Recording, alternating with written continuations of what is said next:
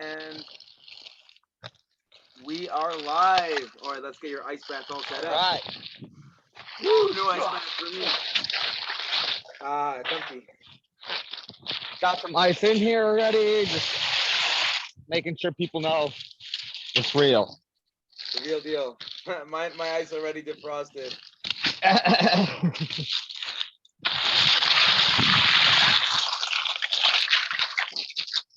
This is comfy. Ooh, I'm liking it. Oh, yeah, I got a little log seat here. Oh, that's dope.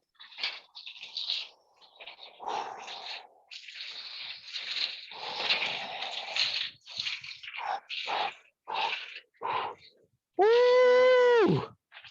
All right. After around like 5 to 10 minutes in, we'll go all the way to our chest. Okay. Alrighty. So I'm Sean. I'm your host for today, and welcome to the Cold Feet Podcast.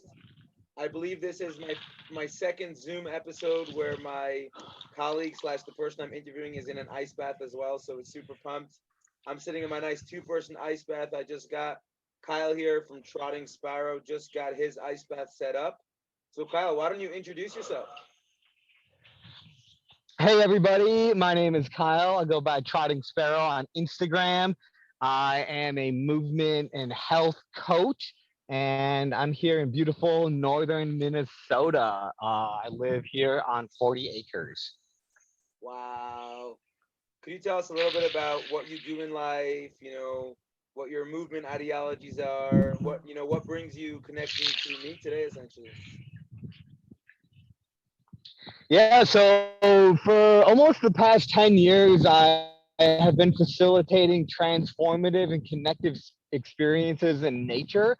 I used to teach a lot of like survival skills, nature connection, and that involved taking people out into the woods with just the clothes on their back and learning how to live and interact with the world around us. And a big part of that, I found the biggest survival skill for me was movement. And then I kind of took movement into the deep rabbit hole, studying like natural movement, exercise science, strength and conditioning, and all these other modalities. And it really showed me that like kind of like parkour and in nature, I think is really the culmination of like human movement and helping us cultivate our deeper potential. So when the pandemic hit, we ended up moving to my girlfriend's property here in Minnesota. And since then, I've been building a life centered around movement and foraging and farming. Wow, dude, that sounds like a dream. I mean, my wife and I, one day, we just want to live on a farm up north in Israel, live off the land, just make our own deal. A lot of people in this day and age, we tend to get stuck on the hamster wheel of life and we forget that the end goal of life is, not to be the richest person out there, but just to flow, move, enjoy your loved ones. Yeah, one of my friends says he wants to be a skillionaire. He wants to cultivate as many skills as possible. Wow, dude, that's a dope term. I want to coin that term. I'll add it up there along with the NARPs. Anyway, I came across you. Both of us are part of the Barefoot Crew 5K, which is this beautiful initiative started by Ben. What's his last name? Honestly, I don't know. I'm not good with last You can names. look I him up on got Instagram. His name is the Barefoot Daddy. So he had this beautiful initiative of doing this international Barefoot 5K, where tons of barefoot advocates around the world join together to run or walk or hike a 5K together. So I've been on the barefoot train for quite a few years. Most of my athletes train barefoot as well, both in the gym and out, with exception of games and maybe practice where they're wearing cleats. And I got involved. I love the initiative, and then they did a live with you. And as I was listening to it, all of a sudden my name popped up. So I'm like, all right, I better get involved with them. Then once I started following you and seeing your work, I was like, damn, this guy's a cool dude. We share a lot of similar philosophies, and I really wanted to delve into two main things. The first thing being, you mentioned you're in the parkour world and movement world, and you also studied all the elements, like you've done the strength and conditioning and the exercise science. And if we were to title this episode, it would be like, why I quit the gym. Now, without taking things to extremes, because I'm actually sitting right next to my facility that I built and founded, and I train there 4 or 5 times a week. Most of my athletes train in the gym every day, but let's take it out of the non-athletic realm. Let's say non people who are just nuts, regular people who want to be healthy. So, what's the relationship to the gym? What do you advocate them more for, a gym lifestyle, a movement lifestyle, some sort of combination of both? Yeah, totally. Like I'm not against the gym, like most things, I like to think of things as like a tool and how do I use it in the most effective way. Right. So, really if you're so Katie Bowman has this idea of outsourcing your movement. And if you think about it, right, you don't grow your own food, you don't raise your own animals, right? You don't even harvest it. You drive to the grocery store and you pick it up. And in some places, like here in America, you can have all of your groceries delivered to your house, right? So you have very little calorie output to actually get the food that sustains you. And the pandemic really highlighted this with gyms, right? Gyms closed down. Oh no, what the hell are you gonna do, right?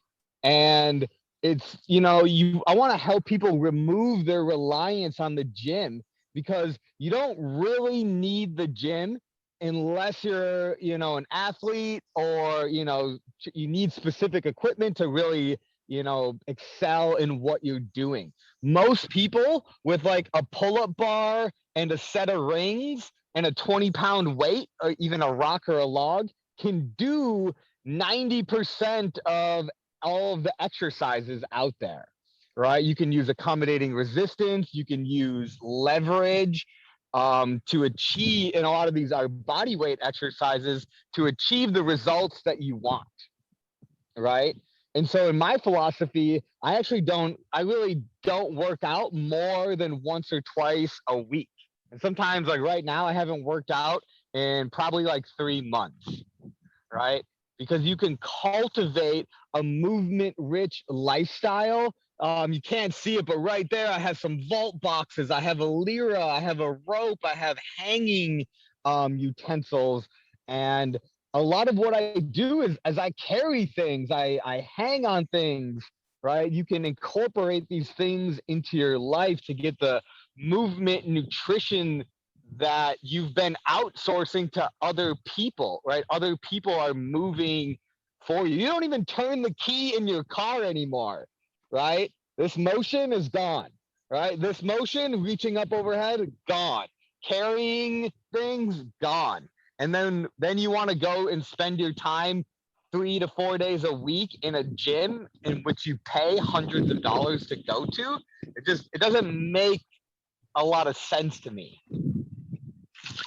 Yeah, I totally agree with that. And just to add a layer onto what you said about us going to the grocery store to buy our groceries, let's actually take it up a notch. You can live your entire life without leaving your couch. Your Amazon Yeah. fridge connects to Whole Foods and it automatically orders food that's running out. You could work online from your computer, whether through a company or through your own thing, without movement. And it's only really been the past few hundred years where movement was no longer deemed essential. It's still essential, but I wouldn't say we can thrive without it, but we can survive without it. You may die of heart disease somewhere down the line, but you can work from home, order food from home, live with your family from home without even stepping outside. And like, where did we go wrong as human beings? Yeah, it's not that we went wrong. So in survival, if you look at the natural world, the kind of main principle of survival is conservation of energy, Hmm. right? If you see two bears, they posture a lot and they don't really fight because if they get injured, it can be life threatening to them, right? You see this with birds and all kinds of other creatures. Um, and humans are the same way. It's conservation of energy. We've just taken it to the extreme, right? Like I've lived in the woods for a year. I've spent weeks living off the land. Like conserving your energy and like exercise is dumb. If you're living off of the land, you are not like, oh, I'm gonna go do sprints or I'm gonna do, 5x5 squats. Like that's not smart, right? So this idea of conservation of energy is innate to nature. Plants are doing it, mushrooms are doing it, all mammals and other life forms are doing it. We just we're creating a problem that hasn't existed before because we're solving the most universal problem, and that's where does our food and water come from? I think it's all a matter of perspective. So let's jump back to the movement versus gym, or movement versus exercise, which is really the greater conversation here. It really depends on goals. Like, what's your end goal? So if you have someone who I like to call a NARP is what we stand for. A friend of mine introduced me to the term. I think his Instagram is Lifts McGee. A non-athletic regular person. They can thrive at their fullest by moving every day in multiple ranges of motion. Now, both me and you have a lot of respect for strength training. So I don't want to get lost down the rabbit hole of like, let me just, do mobility all day and I'll be great, because the reality is we can't just be mobile. We also have to be strong in our end ranges of motion. Now, as you Totally. said, say go ahead. I said I agree. Yeah. So with all that being said, you don't really need, let's say gyms are what we call maximalists, meaning they'll have every piece of equipment out there, every machine, every kettlebell, every gimmick out there. And it's like, that's not really necessary to thrive for a NARP, for a regular dude or gal who just wants to, be healthy, be strong, and they can probably, if they live an active lifestyle and they're lifting stuff, lifting the hay to feed the horses and throwing rocks around and hanging on trees, they will be fine. And I think the reason why gyms are so popular is because they're just convenient. You know, in your head, I have my low cost gym membership.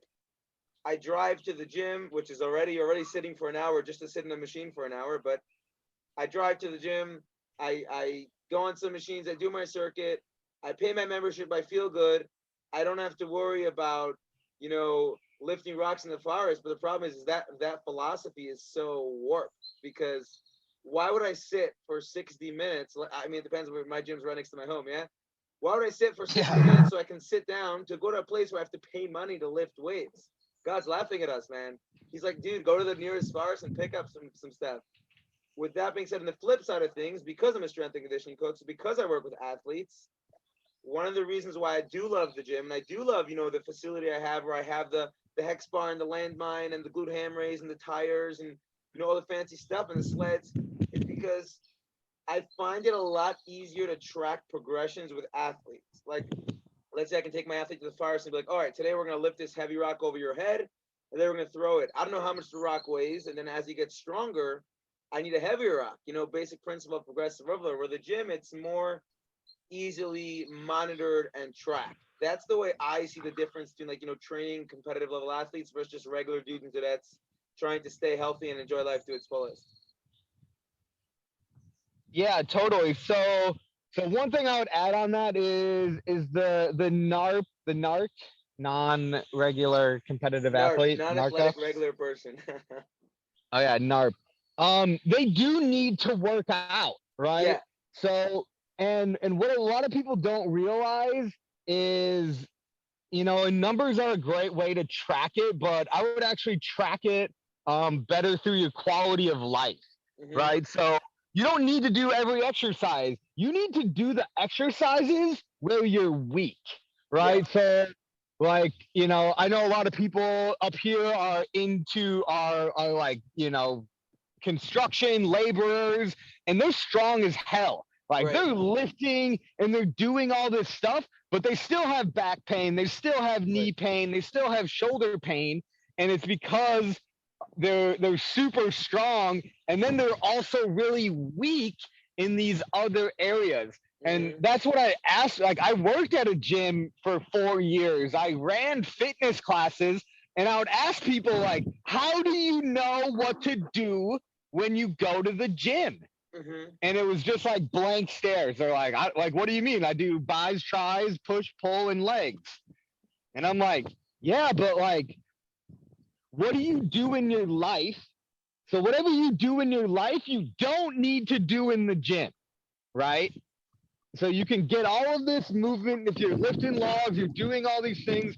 Okay, you don't need to do that in at the gym. You need to go and address maybe your trap three or your dorsal flexion or your ability to hip hinge, right?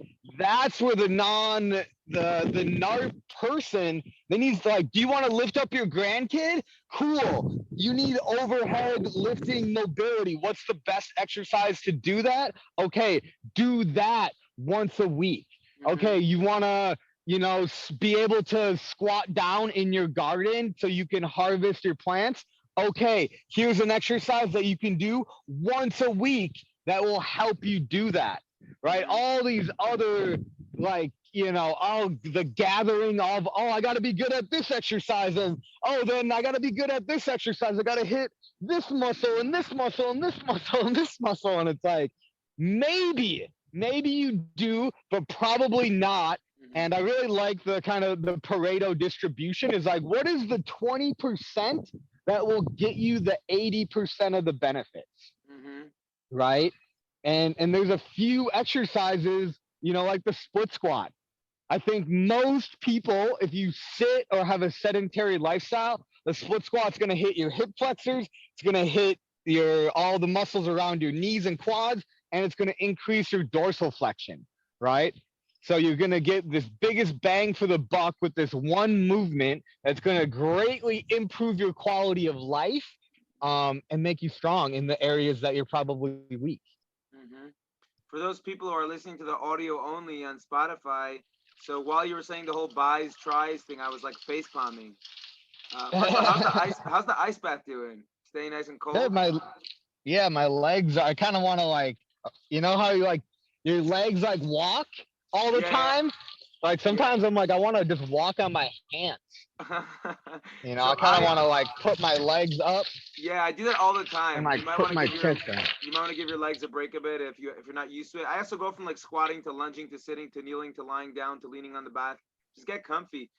Wow, so you said a lot, and what I really like about what you're saying is that I think the similarity between the training style that you use, like a very functional, holistic approach, is the same thing as athletes. Like, no one cares in the field how big an athlete's posterior deltoid is, or guess what? They don't even care how much he bench presses or he squats, even though both are pretty functional movements, especially the squat. They care about, will he perform as at his very best in the game? Will he score the game-winning touchdown? Will he be able to throw the baseball as fast as he could and strike the batter out? So if we look at real life as a game, because that's kind of what it is, Inception Mm-hmm. level stuff, we want to win in real life. We want to win and crush every single day of real life and live pain free for the rest of our life. That's my philosophy. So if life is a game, Yeah.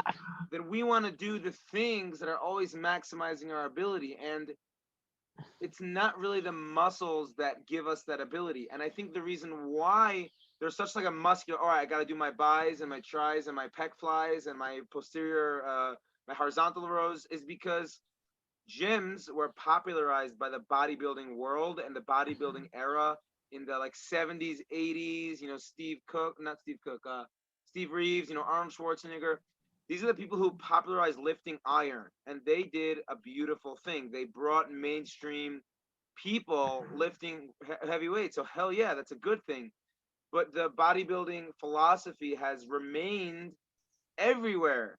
And there's many movements like, CrossFit or even Ido Portal's movement culture and think, guys like you and me that were slowly like changing the perspective. But 80% of the dudes and dudettes out there are still thinking, all right, today I'm going to do a back day. Today I'm going to do a chest day. What about a movement day? When the tiger's about to eat Mm-hmm. you in the forest, he's not going to ask you how big your buys are. He's going to say, can you outrun me or can you fight me? Pick one. That's my philosophy. And even once again, even though I train athletes and I haven't in my personal life, I do train 4 times a week because I'm a competitive athlete. I play ball sports, semi-competitively. But in my non-gym life, I am hiking, biking, running, walking, swimming, frisbeeing, slacklining, walking my dog barefoot, running, just living life to its fullest. And I know that somewhere down the line when I move to that farm, exactly as you said, I'll probably hit the gym or whatever, weights I have at that time once, twice a week, do some compound movements to supplement what I do in real life. I actually work with a construction guy. He installs like sewage pipes, and he was telling me in my day-to-day life, so I do a lot of like bending and overhead pressing. So I said, send me a video of your workplace, like give me a 5-minute tutorial of what you do. Nice. So he's like, yeah, I install pipes. I'm like, all right, you got the overhead. And he's like, yeah, I do this. I'm like, all right, you're hinging. I'm like, all right, let's get some, vertical pressing in there. Let's get a little more explosive stuff in there just to supplement his workout regimen. He's like, what? That's it? I only have to go to the gym twice a week? I said, yeah, dude, you're like doing manual labor 10 hours a day. I only want Yeah. you to, exactly what you said, like same philosophy. I only want you to train to supplement your lifestyle so you don't have pain. And to just he's also a little bit overweight, to help him move every day in addition to his manual lifestyle. But that's it. If you're living in a farm up north, I mean, northern Israel, wherever in Minnesota, you don't need to lift hard and heavy every day. You don't need to do bicep curls every day. And one of the most frustrating things I deal with is working with high school athletes, specifically the guys. They are so obsessed with the arm days. Like, but Sean, you didn't program in us biceps and triceps and core. I said, bro, you're squatting heavy. Your core's covered. You're doing weighted Yeah, of pull-ups. course. Your back is covered. Like, my goal as a coach is to shift the mindset from muscles to movements, and then from movements to function. That's the way I look at like training. Yeah, and in what you said, it's like, so one thing, muscles should be like a side effect, Yeah. right? It's not the main goal, right? Like I've never like am going for aesthetics. And the other thing is most people I find are actually under recovered, Yeah. right? They're training too much and they're not actually getting the benefits of their training because they're damaging the tissue too repetitively. Like Right. some of my clients are pickleball athletes, and they're like, "Oh, I work out like 4 or 5 days a week, and I play pickleball 5 days a week too." I'm Hmm. like, "Stop working." I'm like, "Let's work out 1 day a week, only in the areas you need. We'll stretch twice a week, and then we'll orient your training around your pickleball." He stops working out. All of a sudden, his like range of motion improves. His pickleball skills like go through the roof. He's like, "Oh, I got so much energy. I feel so much better." Right? Like so many. Like I like to go through periodizations where like I take 2 to 3 months off of training and I let all the training that I did catch up. Like I did a single leg sissy squat the other day and I haven't worked out in months, Amazing. right? Because I've been working out all winter. And when I find when athletes especially when they take that longer term off, they're actually a lot of their recovery finally fully catches up to them. Because Hmm. even if you're, working out legs and then okay, you're gonna do arms and then 3 days later you're gonna do legs, it's likely that you're not actually fully fully recovered from that previous leg workout and you're working out again, and so you're, even though your numbers maybe they might go up like a little bit, I find if you actually take more time off, when you come back to your session your numbers go up a lot. Like i was Yeah. i was talking to this guy on Instagram and he's like, "Oh, I do resistance training, I do it all this time." I'm like, "Stop." I'm like, "Take a week off and see what happens." He comes back to me, I'll send you the screenshot. PRs on everything across the board. Broke plateaus he was struggling with because he was chronically overtraining and under recovered. Hmm. Especially if you're an athlete, who's having multiple games and practices a week. So that's the balance of like a strength coach or athletic development coach to balance the training sessions to the intensity of your week. If you're beating yourself up in the gym every day and then you have practice, practice, practice, practice, game, you're not recovering from anything. So your body's kind of just you're dunking your head. Your body's kind of just clinging on to its limbs and joints, and the best thing one can do for itself is just take a week off the gym. Now, with all this being said, I still think that everything is being has to be put into perspective. So if you're a very, very active individual and you're constantly hitting the gym and you're like me or you, hiking and biking and running and walking the dog and stuff, you can take a week, a two, or even a month off the gym.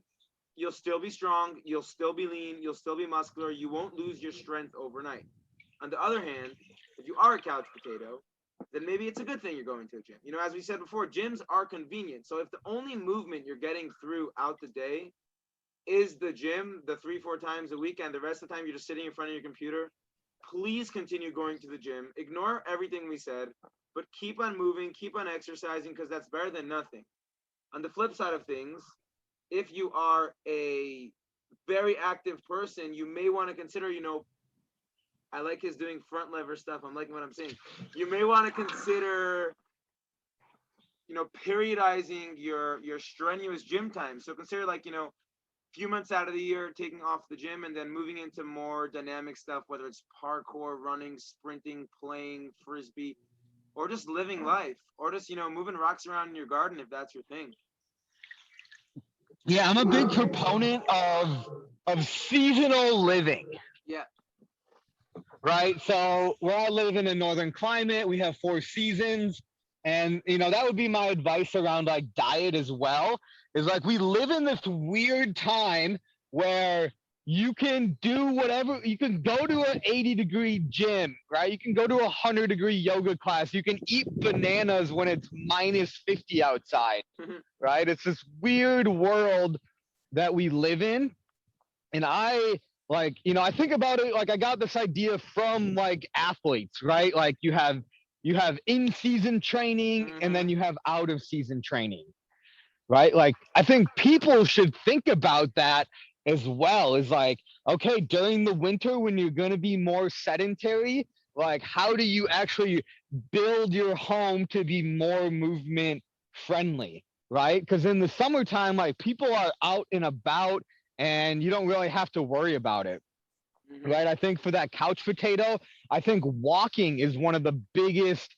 Like I think humans are meant to walk. I think walking is like when I was wilderness therapy guide, walking is so good for your emotional and physical well-being.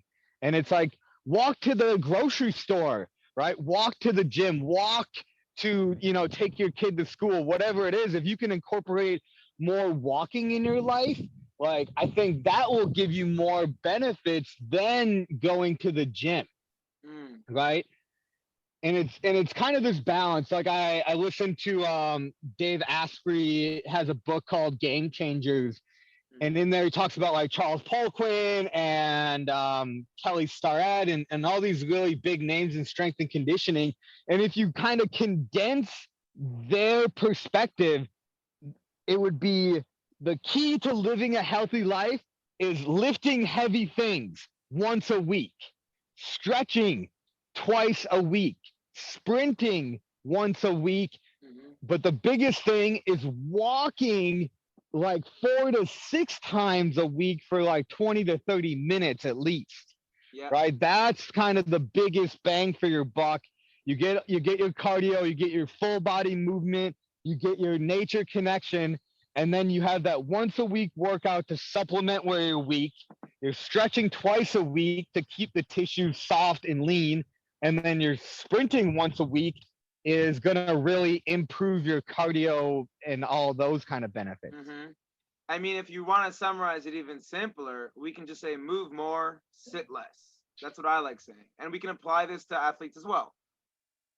Don't just Yeah, because when Kelly Starrett when he interviewed Kelly Starrett was working with all of these athletes, and these professional athletes were sitting 12 hours a day.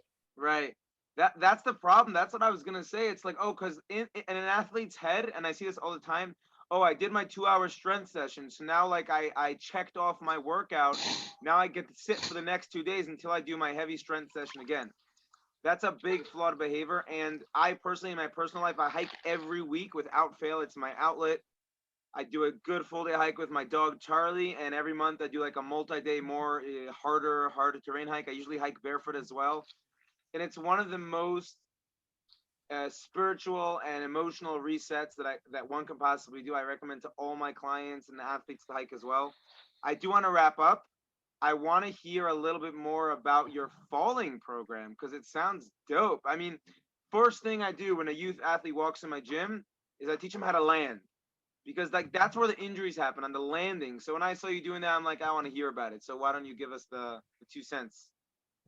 Yeah, so I've been a big proponent of falling for a long time because it's where everybody like I approach falling because I found in the movement world and in the gym world, people are afraid to touch the ground, right? Like as we grow up, we grow away from the ground. Our world is at hip height, and all of a sudden we develop this deep fear of getting hurt.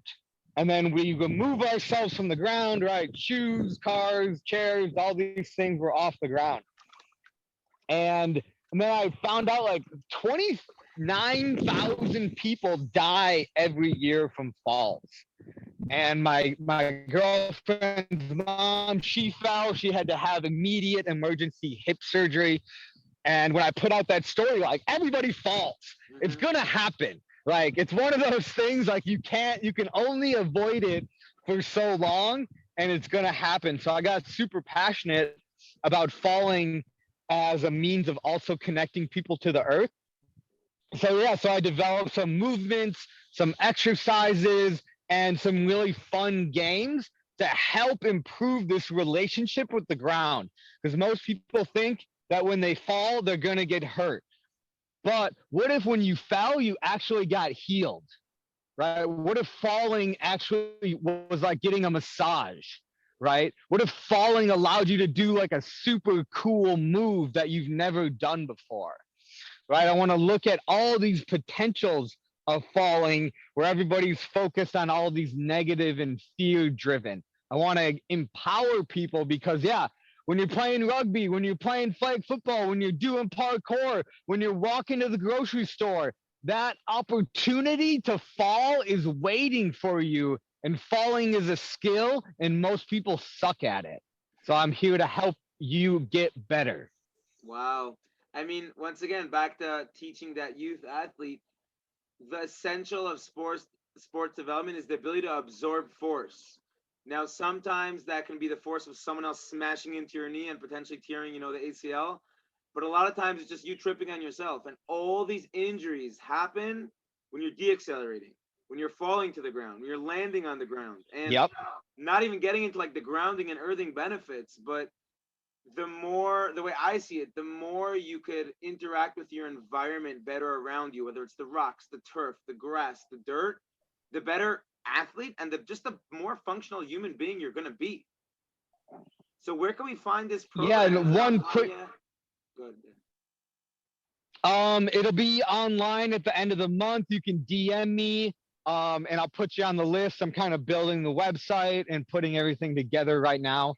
Yeah, one thing I want to just say on that real quick is um, drunk drivers are more likely to survive an accident than a non-drunk person. Mm-hmm. And the reason is because they're relaxed.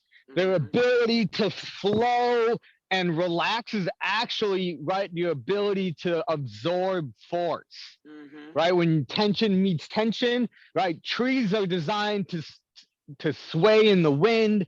Buildings are even designed with movement. So that ability to relax, right, I think is kind of the big important concept in force absorption, is to like take the tackle, right? Mm-hmm. Don't fight it. Right. I mean, a quick cameo by the whole barefoot thing. So I had these finger shoes for Vibram Five Fingers for like I think 6 7 years, but I kind of went gung ho around 2 3 years ago when I kept getting injured in football, tackle football. I've been playing for a couple of years. So I was wearing these really tight cleats, and after ditching them, it's been such a journey for me. And now like I walk barefoot, I run barefoot, I hike barefoot, I lift. And for all the people who are worried, oh no, but walking's not enough strength. Okay, so pop a kettlebell in your bag. Every hike, I'll have like a 10 kilo or 20 kilo kettlebell in my bag just for the added challenge. And when I walk on sharper terrains, I walk on thorns, I walk on rocks, sharp rocks that like most people would like get cut from. My body kisses the floor. It doesn't land on the floor. My knee is bent, meaning for every step I take, I'm absorbing the force. And I don't remember if it was Katie Bowman or someone else. They were saying that walking or running is essentially falling step after step. Like falling is this essential thing. We go down Yeah, stairs. right. It's Katie Bowman. Yeah. Bro, I think you're more ADHD than me. I've never met someone who like I can't sit still for more than 3 minutes. You're You're like like controlled falling. 1 minute. No, literally, that's what it is. Like, I have a texture. I have like a whole rock collection in my garden, just to like expose myself to texture. Besides my hikes, just to get used to like the funkiest, sharpest rocks possible. Because when I walk or run or hike, I'm going to land on them eventually, and I'd rather not cut open my foot. I'd rather the tissues of my feet are used to it, and my body knows how to adapt to it. The final thought on falling is I think 6 months ago I was playing volleyball with a friend of mine, and we made like an amazing serve, amazing spike, and I went in for like the like chest bump, and he completely like abandoned ship. Like he moved out of the chest bump. So instead of me like breaking my neck, I don't know how I did it. I guess I just trained right for years. I fell on the ground. I went into one of these like trotting sparrow rolls, and I've never done that before. I think I just my body after training like an athlete for so long, jumping, landing, moving in so many planes of motion, having good mobility and stability, it just knows if I fall in this manner, I'm gonna hurt myself. So let me just roll. And it was so smooth. Everyone's like, "How did you do that?" I'm like, "I don't know. It just kind of happened." Exactly, right? Like you never did it before. That's like the total opportunity when you fall. Like, um, there was just Jimmy the Giant did a video on like the 10 best fails. And Yeah, like a saved fail is like the coolest move. It's better than if you stick the landing. yeah. It's like if you look up a well saved fail, it looks way cooler than if you ever did it right. Mhm. Yeah. I mean, we And learn from that's what I every. want to give people is that opportunity. Go ahead. Yeah, I just want to give people that opportunity to like do something that's your body is ready, prepared, and you've cultivated the skill to do something that's never been done before. Mhm. Right? Just that's it. Done. Yeah. And it also just has such a carryover to real life, like leaving your comfort zone, both in the training world and just in regular life. Don't run on that 9 to 5 hamster wheel. Do something new. Open that dream job. Explore that passion. Monetize. Just live life to its fullest. Where can we find you before we wrap up things? Instagram, Facebook, LinkedIn, Twitter, or whatever, email, website. Yeah, trottingsparrow.com is the website. I have a weekly vlog on my YouTube page, also Trotting Sparrow, and I'm most active on Instagram. So Yeah. you can DM me, I'll respond. You can send me a message. That's really the best way to get a hold of me. Sweet, dude. Anyways, any last thoughts or things you'd like to share for our audience before we wrap it up? Yeah, my hope is just, get outside, move your body, or yeah, that's kind of the thing is like the best thing you could ever do is move your body. The second best thing you could do is move your body in nature. And the third best thing you could do is move your body in nature with other people. So if you have an opportunity to do that, do it. I thought you were gonna say move your body barefoot in nature with other people. I guess that's implied. Yeah. All right, dude. Thank you so much for coming on the show. I'm happy I got you made you set up an ice bath, so now we can do more of these. And until next time, bro. All right, take care. Have a good one.